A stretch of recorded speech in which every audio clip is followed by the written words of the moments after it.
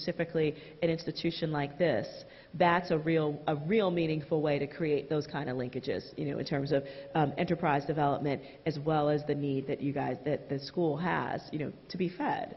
So you're absolutely right. How do you, in terms of dealing with the fact that this country is changing in terms of what it needs. A lot of this place was farmland, and it's not so much anymore. How do you, repair, and there was a lot of tar, tobacco, in the area too. How do you deal with that and transform it into something that you actually need? But again, it's looking at what the demand is and creating a local solution to deal with it that actually has multiple beneficiaries associated with it. Yeah, but very good point.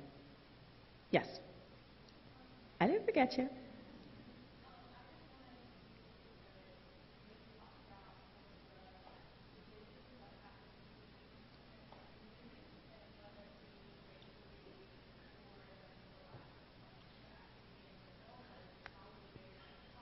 Mhm.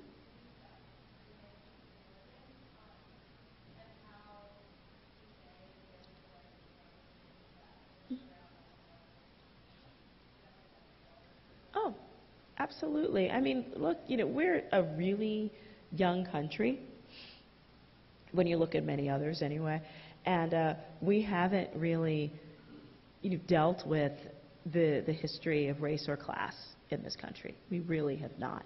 So I think any opportunity to talk about it and doing it in a way where people are really honest about what they don't know is how you open up that door and talk about it, because the gap between rich and poor has gotten wider. We haven't really dealt with race, and this is the South, but I got to tell you, we really haven't in the North either. Us damn Yankees, they're damn for a reason. But I think that the only way we can do this is to actually start having those discussions and really just being open about the willingness to learn and really deeply engage.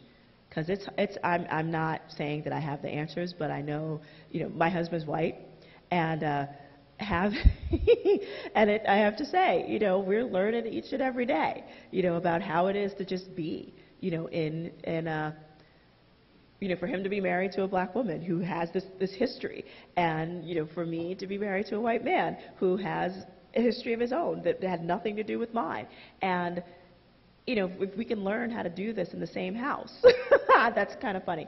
And but also, again, and looking for the things that do connect you. Like, honestly, I had no idea what I was going to expect when I met Judy. No idea. I was just like, is she going to hate me because I'm black? Am I going to hate her because, because I think she hates me? I don't know.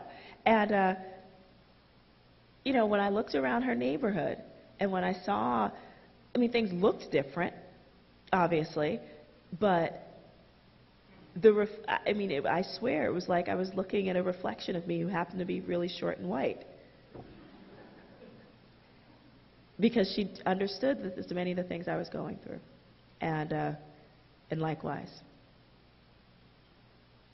But I think but having that kind of open, heart, and knowing that you don't know anything and talking about it is going to be the way that we learn stuff. And we will make mistakes, and, be able to say, I don't know, I think is really important. And especially, in a place where class is also an issue when you're dealing with surrounding counties that don't have the privilege that many students in this school do. Even if you happen to be from a poor community yourself, but you've got the privilege of this education behind you, and understand that makes a lot of people feel different and insignificant. So the burden is going to be on you guys to do something about that. Anybody else? Yes?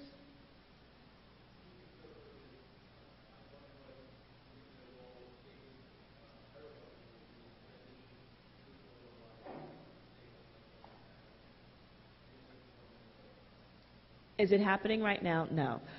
What I think their role should be is in supporting the types of industry, like in particular around agriculture. Right now, the system really does favor like this almost monopolistic enterprises. The big, like I understand that is it Aramark that basically supplies like pretty much all the food for UNC. Or Cisco or Sodexo, like huge food distribution centers, and there many of the policies that support the commodity markets, whether it's corn, soybeans, that kind of stuff, as opposed to produce. I think there is going to have to be a push towards recognizing that we subsidized all sorts of things, and that's why it's easy for them to do what they do. And that I think our federal government, when they really do a cost-benefit analysis in terms of, how those policies really are costing billions, like in particular healthcare costs, then I think we'll start to see some changes, and that's one of the things that we're working on, as well on the policy end. But yeah, there's going to have to be a push to support those kind of local things. But in the meantime, people are still doing it, which is really exciting. Hello, Manica. Yes. Okay. There was this really skanky company called the New York Organic Fertilizer Company. There was nothing organic about the fertilizer they produced.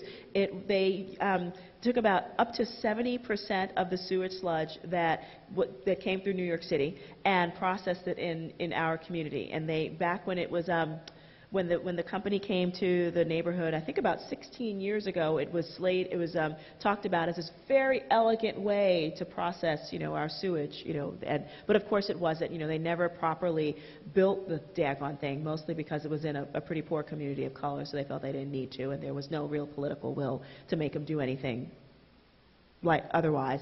And so over the course of many years, starting with this group of older women who took care of children in the neighborhood and who noticed this really awful smell, because the smell that came from their poorly managed facility often smelled like either decomposing flesh or rotten eggs. And we knew that there was toxins like dioxins, SOx and NOx that also came from there. But many different community actions from a group called Hunts Point Awareness, this older women who took care of kids, started one of the first actions against them. Sustainable South Bronx actually did we bought some stock in their company and did a shareholder action, which was pretty amazing.